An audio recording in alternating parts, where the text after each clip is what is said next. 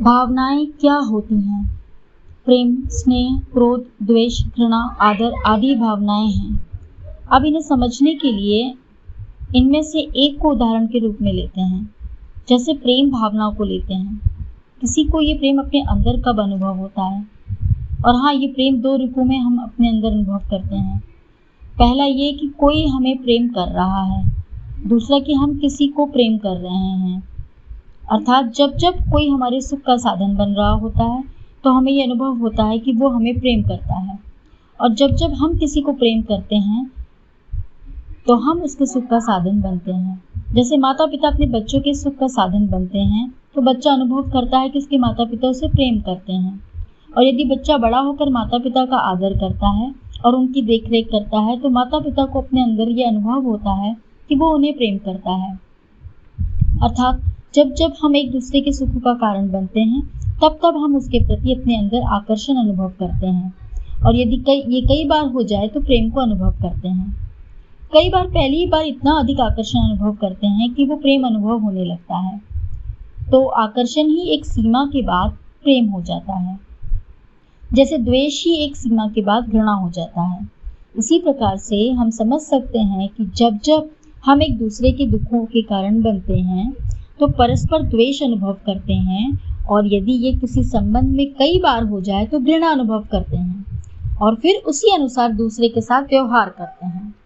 तो इसका अर्थ ये हुआ ना कि बाहरी परिस्थितियों के आधार पर ही हम एक दूसरे के लिए प्रेम या घृणा आदि भावनाएं अनुभव करते हैं या उनको प्रदर्शित करते हैं। ऊपर की चर्चा से हम समझ चुके होंगे कि ये सारी भावनाएं हमारे अंदर परिस्थितियों के आधार से पैदा होती हैं, ना कि कुछ पढ़ने लिखने या सीखने से। ये भावनाएं सिखाने से पैदा नहीं होती हमारे अंदर। इनमें सीखने सिखाने जैसा कुछ नहीं होता, बल्कि ये हमारी मूल इच्छा के आधार से उदय और अस्त होती हैं। और मूल इच्छा तो आप जानते ही हैं कि वो है सुखी होना।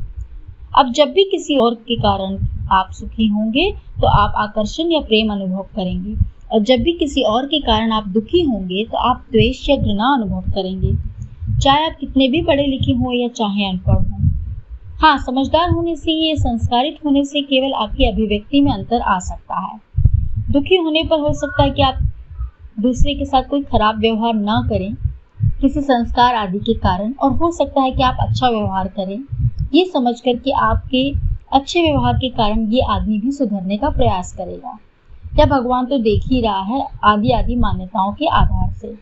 इससे ये समझना बहुत ही आसान है कि ये सारी भावनाएं सीखने या सिखाने की या शिक्षित करने की बातें नहीं हैं, बल्कि परिस्थितियों के आधार से हमारे अंदर स्वाभाविक रूप से होने वाले अनुभव हैं और स्वाभाविक अभिव्यक्तियां ही हैं।